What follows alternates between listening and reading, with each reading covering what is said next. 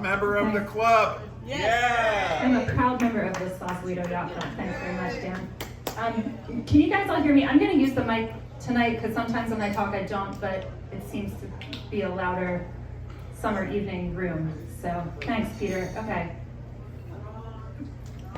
And I also have allergies that are, I promise it's allergies. I've been very bad at taking antihistamines, and so I'm struggling a little bit today, but I have my hot tea, so I think we'll make it through.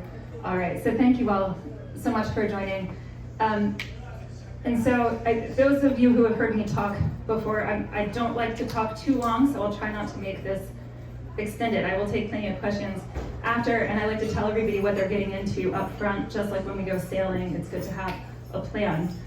So what I will talk about, I'll talk a little bit about my personal story. I'm gonna give you some analogies that might be useful to you in your day-to-day life, or in thinking about, you know, the own things that you've been through in your life. I'm gonna talk a bit about starting the Resilience Racing team and the ethos behind that. I'm gonna talk about why I think sailing is so important as both a method to developing resilience in ourselves, as well as a kind of an analogy for all of the different, you know, skills and attitudes that we bring when we're trying to live with resilience. And then I'll talk a little bit about what I say, like living to the limit. This is kind of one of my personal kind of ethos statements, and other lessons from the sea, and how I think this all kind of ties in together.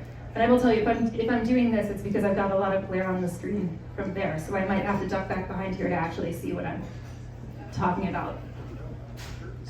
But I'm gonna start. This was me when I was 17.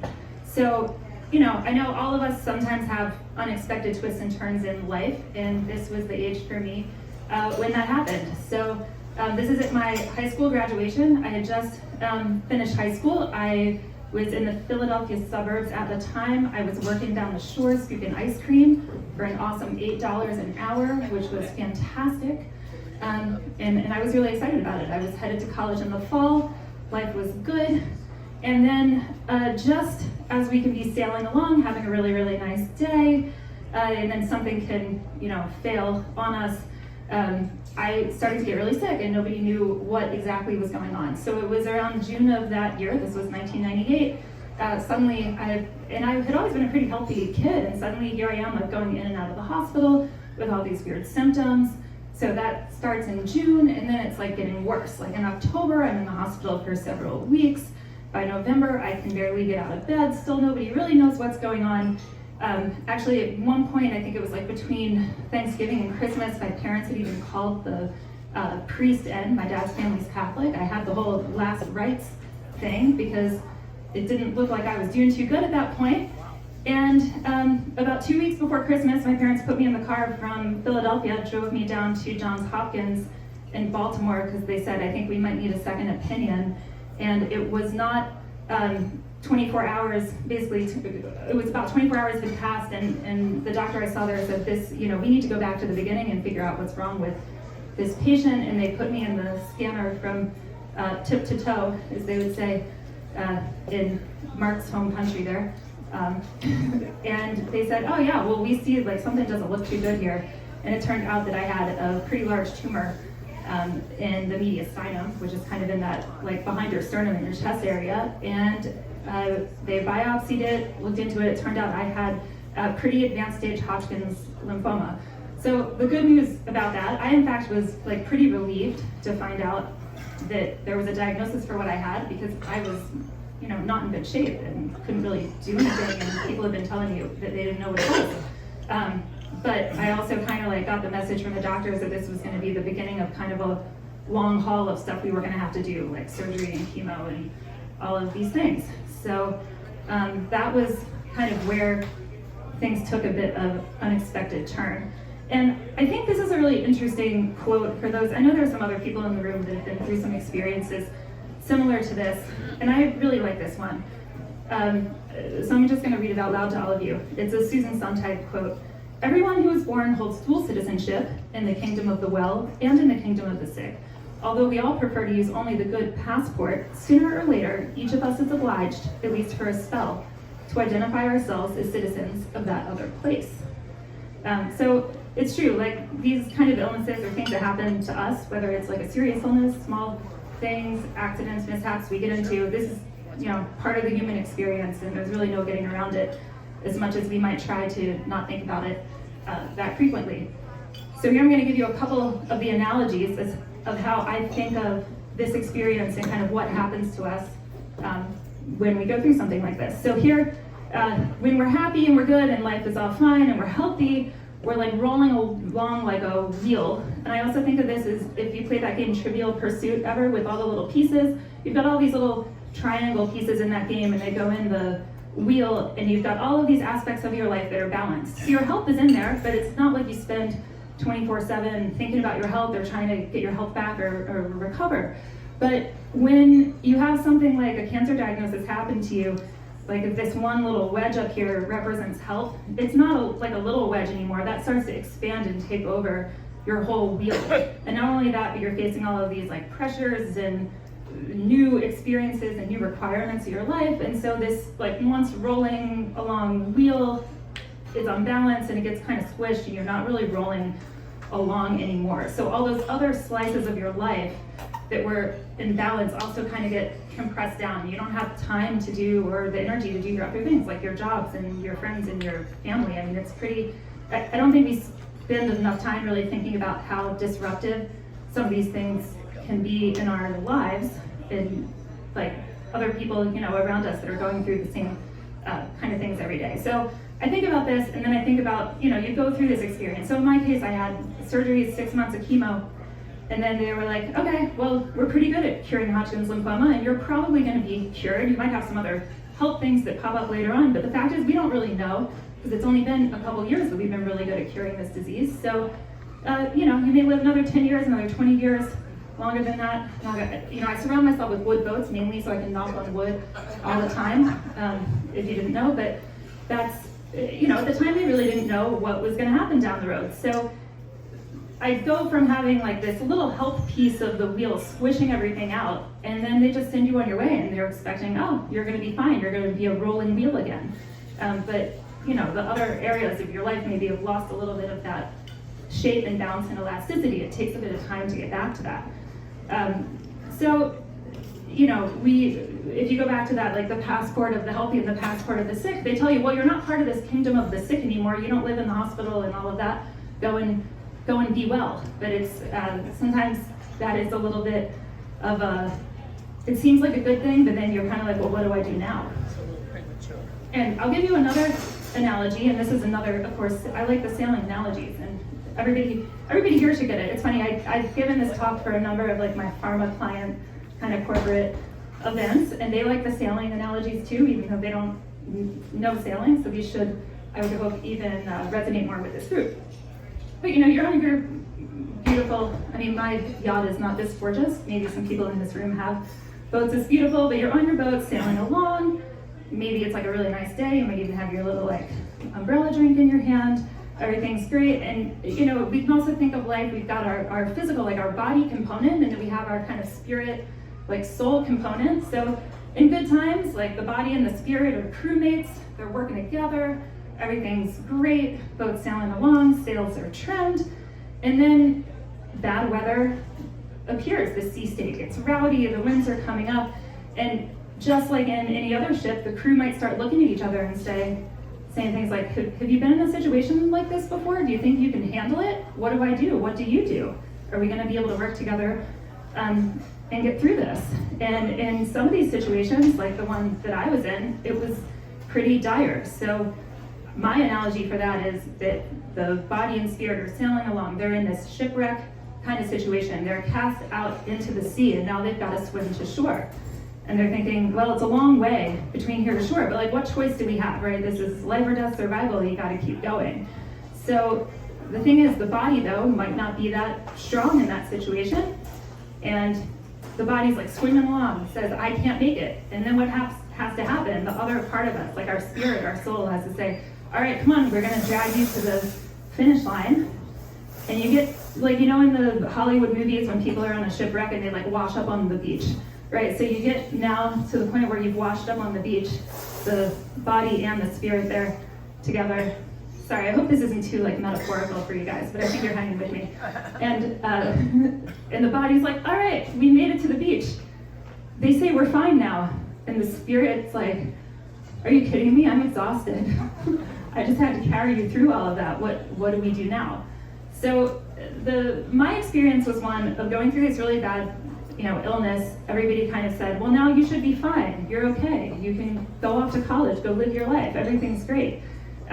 But things weren't really okay for me. And it was at a time when, I don't really think even in the cancer field, like medically, that we knew much about the like kind of psychological burden of this and like the traumas and what people went through. And I was 17 years old, so that's its own can of worms at that age. I don't know if you guys interact with many teenagers, but they're a delight in their own humans, and there's a lot going on in that teenage mind.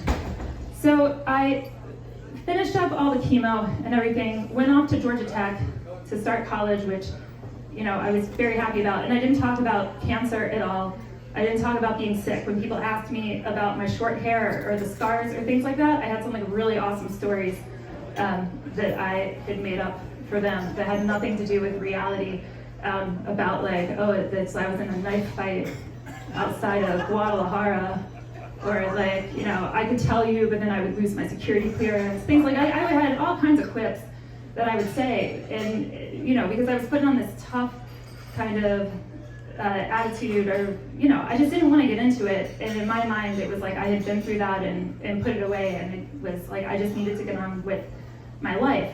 And really, for me, I didn't realize at the time I was carrying around all of these things that we think about when we think about like the people that dwell in the kingdom of the sick passport. I was thinking like, I don't want people to think I'm unable or weak or sick or diseased or not as good or any of those things. I don't want them to think that, so I'm just gonna not even talk about it or acknowledge it. So I don't know if any of you have ever been in a situation like that, but I think that's a pretty normal human response to do, but it was not the healthiest thing. So after that, so it was about, it was when I was in my early 30s that this really all started to kind of hit me a little, and this part isn't in my notes, so hopefully I can say this clearly without stumbling over my words too much, but I actually was invited to go to a little retreat of young adult cancer survivors. So these were all people either who currently were going through treatment, or some of them had been out of treatment for quite some time, and they were all about between like 20 and 40 years old, so right in the same age group that I was in. And I was chatting with some people there, and some of the people that kind of had just recently gotten a cancer diagnosis and were just going through all like the crappiest part of it were asking me, they were like, well, what do you do? Tell me the answers. Like, where's the map?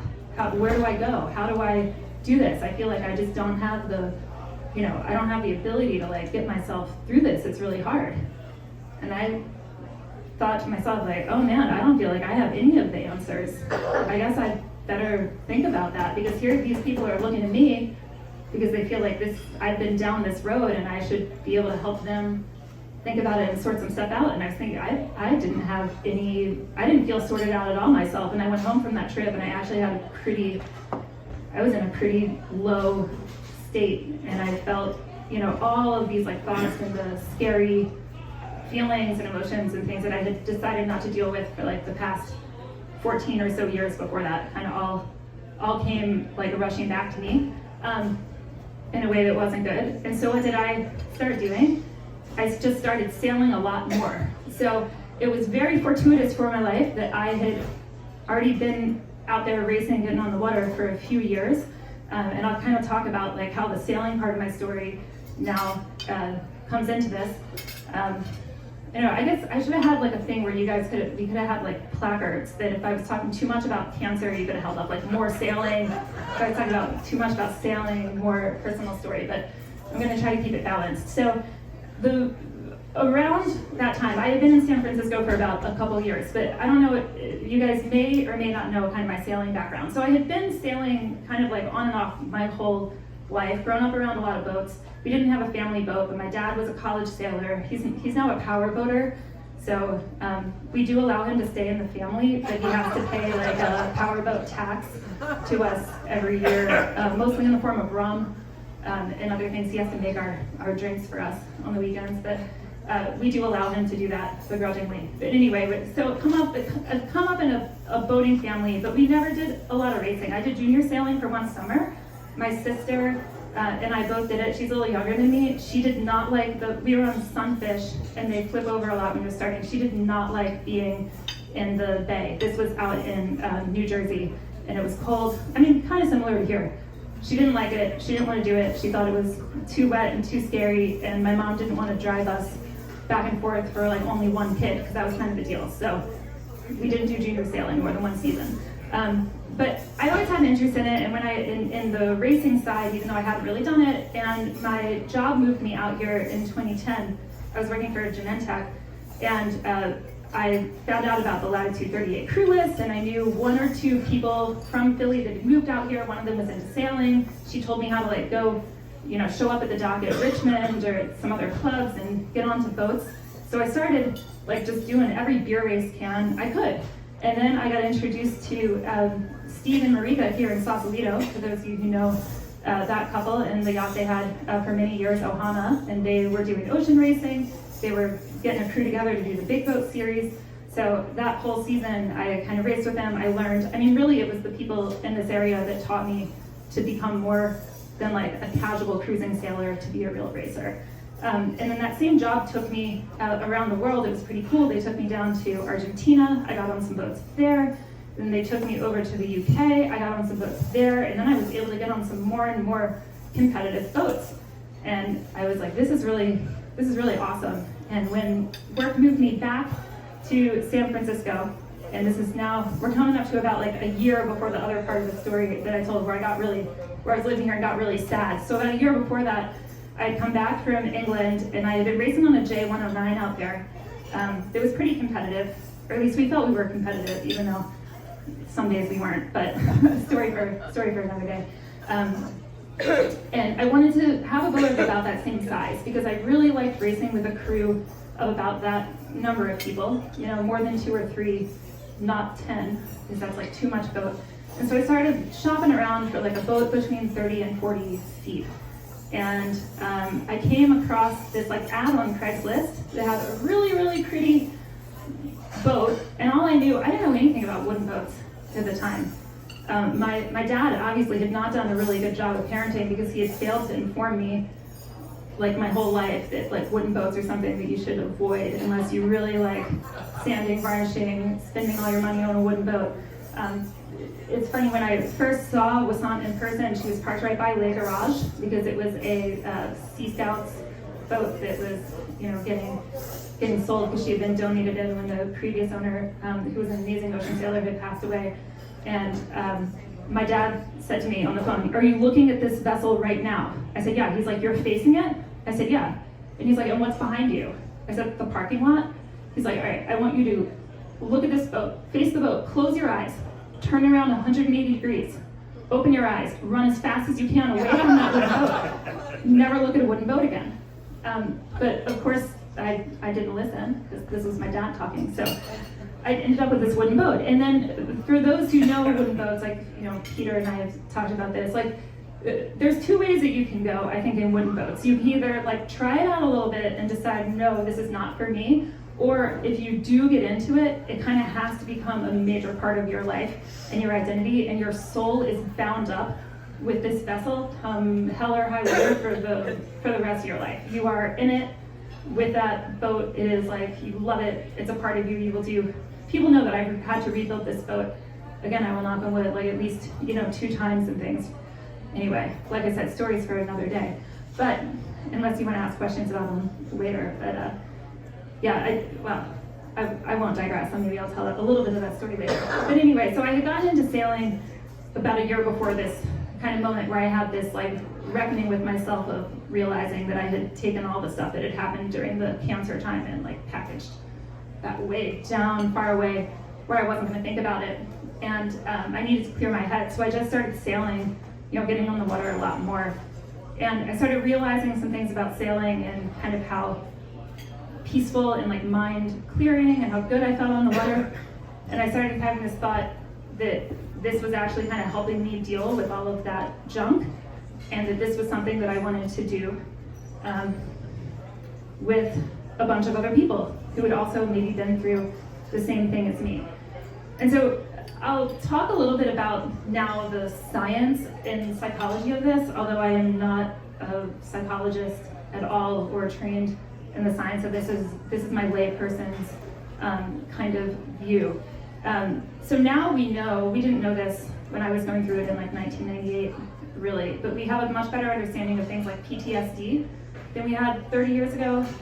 We also have an understanding that when people go through traumatic experiences, some do get PTSD, and there are also a fraction of people that they may get PTSD or various shades of post-trauma kind of experiences, whether or not those are diagnosed. But there are also, and I think we've always known this, but now it's more scientifically known, there are people who are also able to go through these very traumatic experiences and actually come out feeling that they have found more meaning in life afterwards. And so now in the literature, that's now called post-traumatic growth. So you can have both PTSD and get post-traumatic growth. They're not sure if it's like a continuum, and that like eventually most people who have been through these experiences could get to that point where they actually feel life, you know, has more meaning and they're able to better connect with like themselves and other people. But it's just really interesting now what we know about that.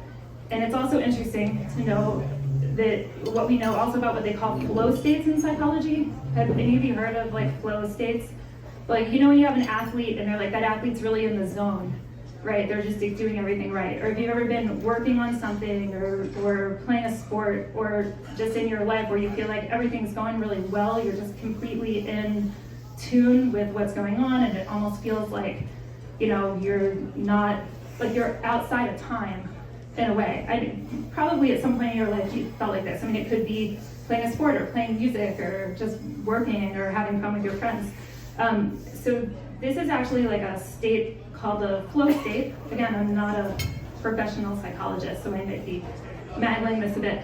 But when we're in these kind of states that demand a lot of our focus and attention, it can actually help kind of reset parts of our brain where like the negative thoughts, so like one of the things when you've had a traumatic experience, you get this like negative rumination, they call it, like the bad thoughts keep like running in your head, or they intrude in your head, or like you don't want to be thinking about it, but they come back anyway. When you're in a flow state, it actually helps to reset that mechanism in the brain. And they find that the more you can get into these flow states, the more that you can heal from these kind of traumatic experiences. So when we put these things together, again, not as a scientist, just from a sailor and my own personal experience standpoint, I feel like when you're racing a boat, you're in that flow state a lot. Not only is your boat literally like in the flow of the water and the waves, but you're working with the crew, you're concentrating so much on what's going on, like nothing outside the boat matters. I don't know if any other racers have come in from like a weekend of racing. Sometimes I come in from like racing 1 day or 2 days, and I feel like I've just been, you know, somewhere completely different on another planet, that nothing else except what was going on the boat mattered, and I'm completely reset and completely kind of clear-minded to go off and like start my next week or whatnot. So I think for me, I didn't know why the sailing and the racing was like helping me so much, but I think that was actually a huge part of it, because I think it was helping reset my brain in a way.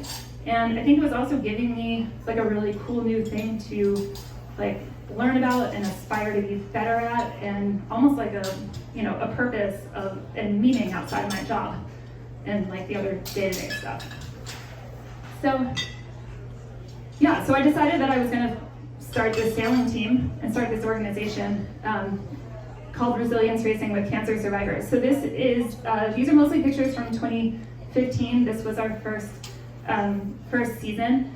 So by that time, I had both Wassant that I had restored, and I can talk plenty more about Farallon clippers and wood boats too if people are keen on that, but I know that there's varying levels of wood boat interest in the room. I had also, there had been an unfortunate incident where Wassant had been T-boned and a lot of damage had been done to her. I was on starboard, so still though, you would think that that would then mean that the other guy or girl has to pay up, and it doesn't always happen like that with wooden boats because they're more expensive to fix than an insurance company might think that they're worth. So anyway, we were arguing over that for a prolonged period of time, and it just happened that another Farallon clipper in the fleet, the owner basically didn't have the ability to take care of her anymore, and said to me, hey, like, I know you don't have a boat to race this season, and you'd be doing me a really big favor if you could kind of also become the steward of this other Farallon clipper. And like I said, I blame my dad for this, and you guys can tell him I said that. But I said, yeah, because why not have a second wooden boat? And I was like, you know, economies of scale. If you got two of pretty much the same boat, then it's like, it all makes sense. It's like interchangeable, right? Which is not the case either. But anyhow, so I ended up with both Wasson and Mistress 2 from that fleet. And so we started to race and rebuild. And I say race and rebuild because actually we won the Master Mariners race in the Farallon Clippers that year, but we were sinking as we went across the finish line. Like, we literally had a bucket brigade going because we had exhausted all the batteries of the bilge pumps, and I think we had exhausted most of the muscles of the people that were using the manual bilge pumps. It still wasn't keeping up. And it was really funny. Bill Belmont at the bar, he's like, well, you took all the furniture out of the inside. You won because you were really light. And I was like, Bill, how could I be light if I was sinking? Sinking means heavy. Like, that doesn't add up. But so we were literally racing and rebuilding that boat in the summer of, I guess that would have been the summer of 2015 also, and started to campaign both boats. And so it was pretty cool. So I would have people kind of show up that had maybe some of these folks had been on some boats a little bit, maybe they didn't. There were then like new issues and problems to contend with, because there are things that you don't always think about. Like, someone came to sail and said, hey, I'm really keen on this, haven't done a lot of sailing. By the way, I have lymphedema on this side because I had had some surgeries, and so I don't want to do anything that involves using my right arm, but my doctor says I'm like totally free to sail. So then we had to come up with like, all right, you have to start thinking about what jobs can everybody do. Because I'm a big believer of like, there's a job for everybody on the sailboat, even if your job is like the sandwich job. Or sitting, I have a friend who doesn't do too much on the boat, except she's awesome with like the navigation and the iPad. Navigation is a job. Like, there are all kinds of jobs, but you got to put together the crew with the people that you've got sometimes, and you want to make sure everybody feels that they're part of the team, that they're contributing, because everybody is contributing. And I'll talk a bit more in a minute about some of the lessons that you learn on the water. But this is what we're trying to do. The reason, yeah, I mean, I don't know. I had this personal experience. I thought sailing helped me. I had some boats. I was like, all right, we can put this stuff together.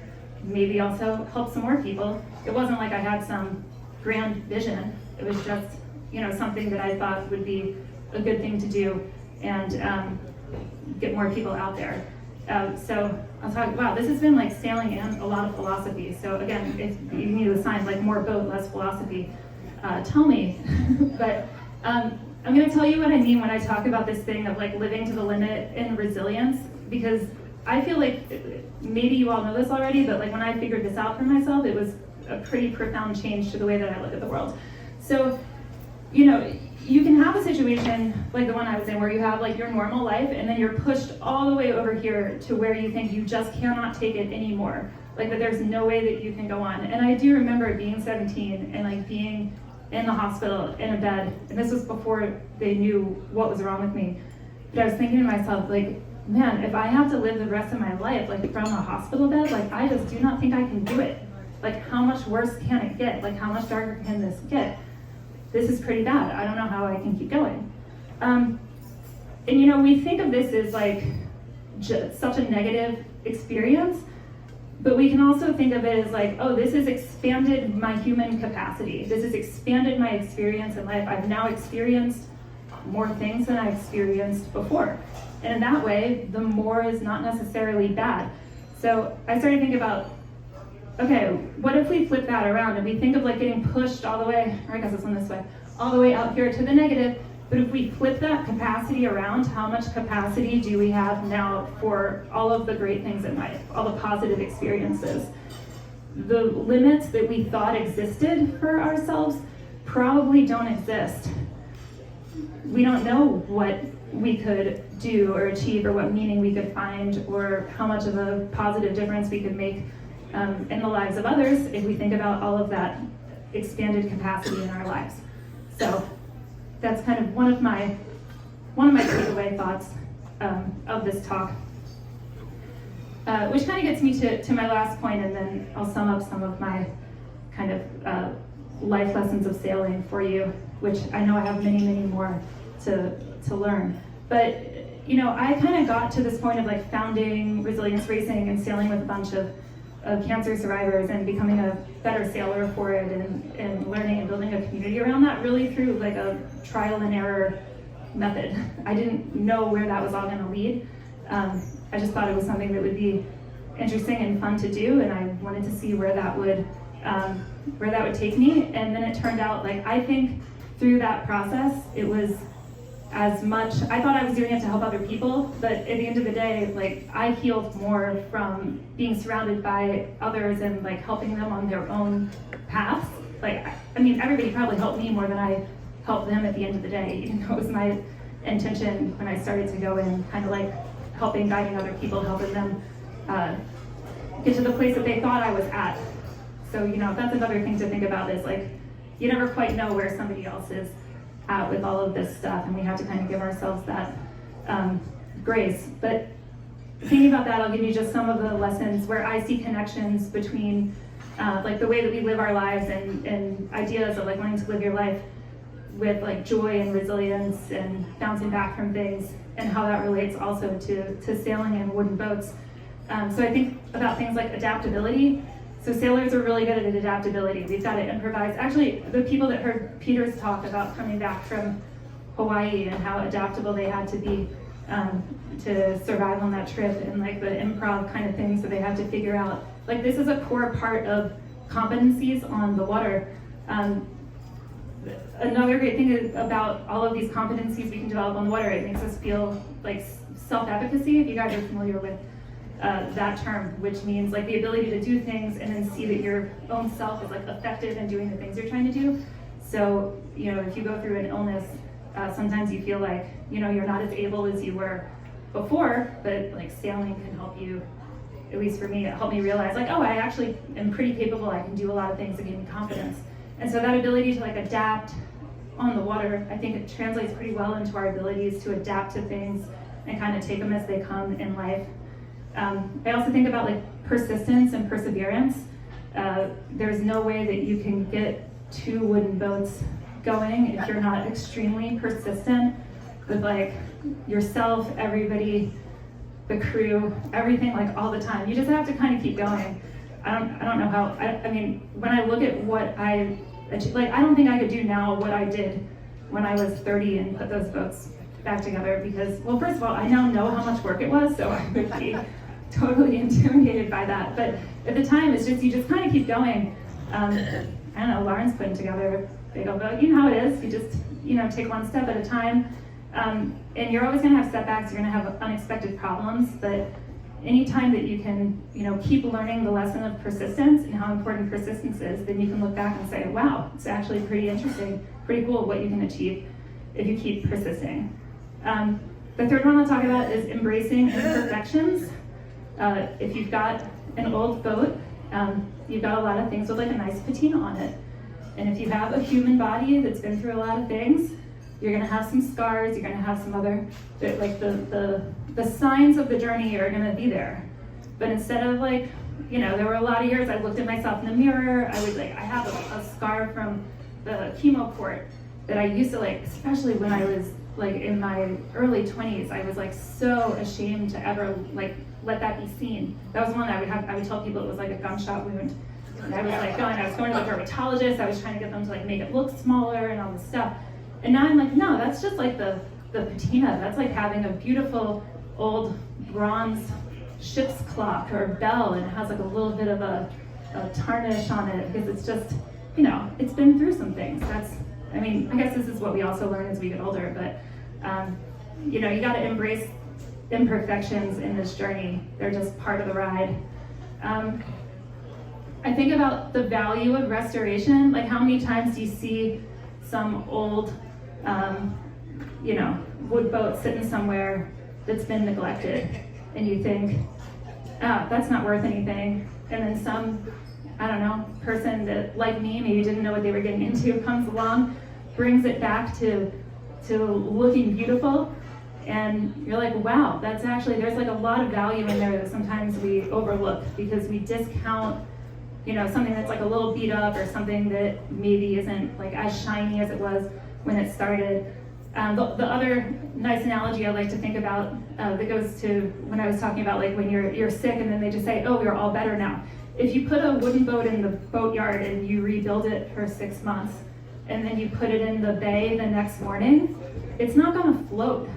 I don't know if you guys all know this, but it has to sit there until the wood swells up enough because the little, your little seams, your little gaps will let too much water in. So we should at least as people give ourselves as much grace and leeway as we give to the wooden boat when we put it in the water. Like no shipwright is gonna think, oh, I just spent all these years working on this and doing all this deep boat surgery and now go sail. No, you gotta like ease back into it.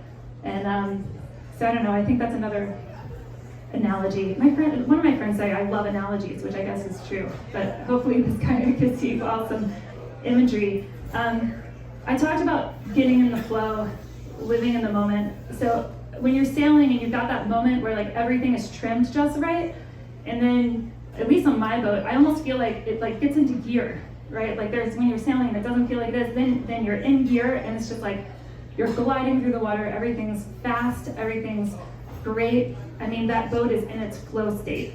And so for us, if we can do things in our lives to get into that flow state for ourselves, that's when we can really be like moving fast, we can achieve a lot, things like we can feel really good about it. So we should also think about, you know, we know how to get our boats into that flow state. Do we know how to get ourselves into that state of being, that state of mind? I think that's important.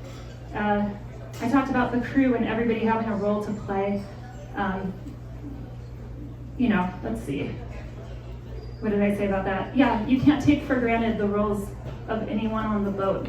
So, and this is like a life, you know, whether in life or on the boat. If you're the skipper or the bowman or whatever your job is, and you start thinking, I'm the most important person on the boat or I'm the only important person on the boat, nothing works. It all falls apart. So I think about that one a lot. I think in business even a lot about like, what would I do if this situation, like I try to port the situation of that, like what would I do if this were my crew on the boat?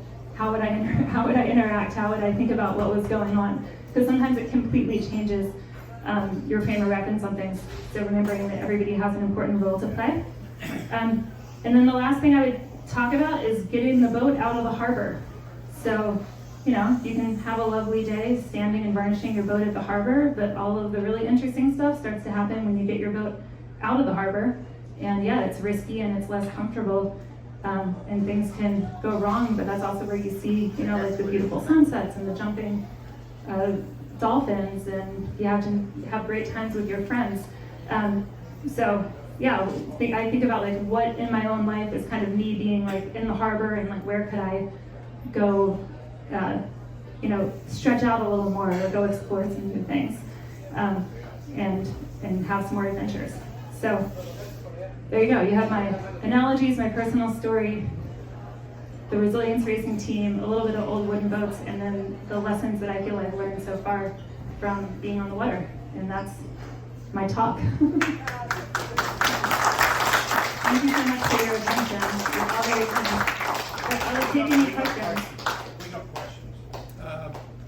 I think it would be great if you could also share with the gathered crowd that you're off on an adventure with our fellow members next week, correct? There are a number of us from this club going back to Cows Week this year. Bring back the trophy. Hopefully to defend the trophy Yes. that the Right team won there. last year. Right there. Yeah, the one over there, right? The aluminum one. Yes, I have to remember to put that in the trophy Don't suitcase on forget, slip Sunday. that in the suitcase. So question. Yes, Mark. So you bought your Farallon Flyer in what year? So the Wassant I got in about 2013. So you bought it basically through the Sea Scouts. So John Storiak. I bought it through John Skoriak at the Sea so Scouts. my That's last, absolutely my right. last two boats came from him. Yes, if And anyone's he's looking an for a amazing great guy, yeah. boat and an amazing person, John Skoriak is great. And actually, he was instrumental. Like we've gotten over the years a lot of really nice press for resilience racing. We've been written up in Latitudes a couple times. We've been written up on Sailing Anarchy. We were written up in a number of like cancer-related magazines, but we were written up in Wooden Boat magazine, which is the one that I was kind of most proud of. And Skoriak was really involved with that, and also John Rice, who's another guy who's involved in that whole scene. I mean, it's been incredible. I've had great support. Actually, I would say the sailing community has been more supportive of this team than the like biotech and cancer community, which I work in, which I know there are a lot of competing interests for you know, supporting initiatives around like cancer and stuff, but I also think it's super awesome that the sailing community has been really supportive. So like our first year, like Gil donated a ton of gloves to us, for example, because a lot of people who come to the team, like they just really haven't been on the water before, so we have to find them like gloves and a PFD and like an outfit to wear. And some people are coming out of having like spent all their money on medical bills, and you know, they don't have that. So it's been awesome to see the support that we've had from the sailing community with regards to that. Selden donated like a lot of rigging to us. So some years I've been a better fundraiser than others for the cause, but it's awesome to see that people are interested in supporting this, and if you have families and would be interested in sailing, please send them my way. Because we'd love to have them on the Farallon Clippers. If there are people that, we're also trying to get together a program where we will, you know, raise some funds to put people in sailing lessons. So if they kind of are really like 0 days on a boat before, it's hard to have your first day on the boat be a Farallon Clipper. As Michael will attest, as much as I love those boats, and he sailed with me a bunch recently, like it is not an easy boat. I don't have a single self-tailing winch. You know, it's a big tiller. There are like these check stays. Everything's heavy. Everything's big. It's a narrow boat. There's a lot going on. So maybe we're going to teach some of them on some easier vessels first. Peter, yeah? I think you have brilliantly described the attraction of the wooden boats. And having been a victim, happily so, of wooden boats all my life, I find that it's the soul that the boat contains that takes us through the hours of maintenance, the time on the water when things go not so well, the time on the water when things go brilliantly. And in my case, when I sold Forrest after 31 years, it was the soul that was to be preserved. Unfortunately, the new owner was speaking. But that one word to me has been so important, and it evens out the ebbs and flows.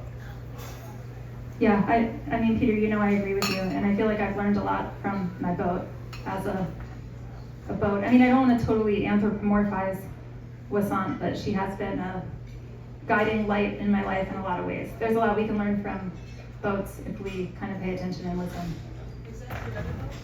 Yeah, that's the other one, Histories too.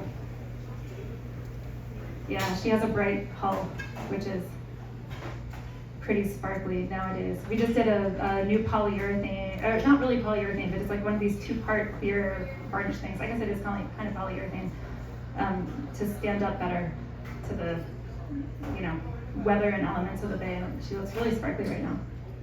Anyway, Lauren, yes. Can you explain what you were saying initially with your personal story about going, about how you felt when you kind of just didn't think about it for 15 years or whatever it was, and how that compares to the fluid state that you were talking about?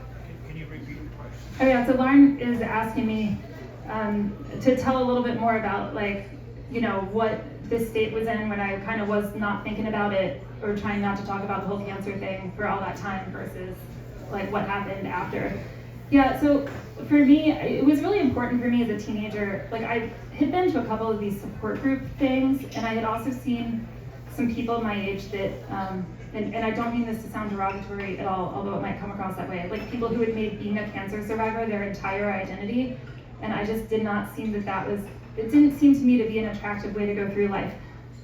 People have their own reasons for why they do things, so again, if that, I don't mean to say that critically, but for me, I didn't want one bad thing that had happened in my life to then become my entire like identity and personality in life, because there's a lot more aspects to me than that. So it was funny because even though at the time I was like, I'm not gonna have this as part of my life, it is maybe wasn't an accident that I ended up going into biotech, specifically working on cancer drugs, for like a lot of my career, and I'd be like, oh, but that has nothing to do with the fact that I had cancer. I would tell people, yeah, I wouldn't even like talk about it in the industry and stuff.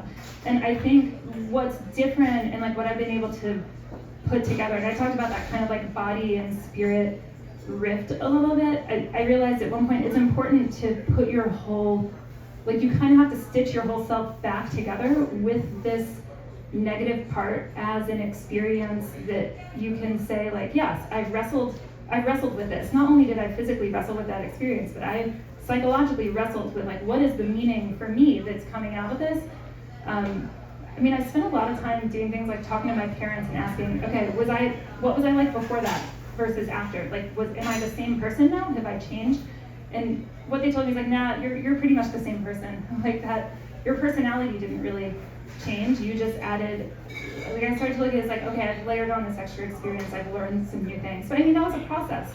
It was so yeah, I don't know that that's a straightforward answer. I didn't ask a good question. What I was more touching on is how you were explaining the mental state that you go in when you're sailing and how that's driven. Like, how is that different from just pushing it away and not taking Yeah, it? well, I mean, like flow state, there are a couple of really good books out there about flow state psychology. I don't think that it really has to do with how you're, the whole thing about flow state psychology is you get your brain in the zone. It's focused on nothing else other than the task at hand, and it's like pressing a big reset button on the computer.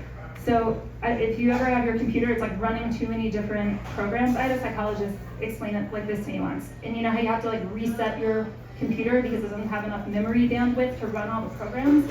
When you're in like a post-trauma state, your brain is like running a ton of programs. Like it's running like trauma programs 1 through 100 of these like memories and other bad things that keep popping up. And you don't have the bandwidth in your brain to just like to kind of integrate that into the regular, I guess, memory systems and then to run all the new programs you want to run. So flow state, getting yourself into that state however you can.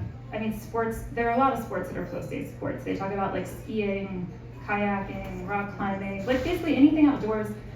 I don't think you have to be doing something super strenuous, but like get yourself outside, get yourself doing something that you really enjoy. You know, it might be listening to the orchestra, it might be, you know, watching the sunset.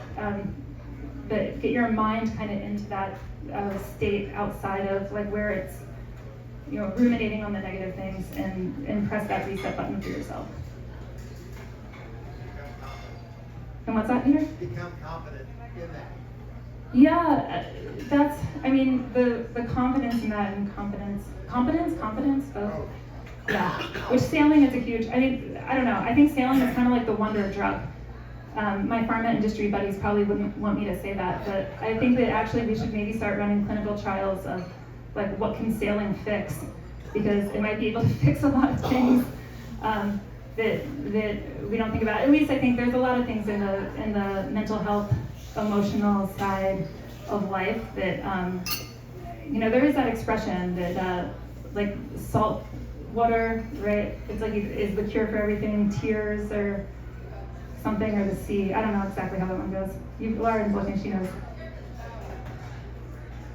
Cure for almost anything is salt, sweat, tears. Oh, salt is either, yes, salt water is the cure for everything, either tears, sweat, or the sea. It's like, I think that's an expression. So I do really believe that. I mean, the sea is a healing place. I don't think that that's news, but I think it's something that living so close to it, we might start to take for granted some days. All right. Anything else? I feel like I'm keeping you over time, so. We're not worried. You've done great. Thanks. Yeah, I appreciate it. Thank you all for letting me share. I don't usually talk that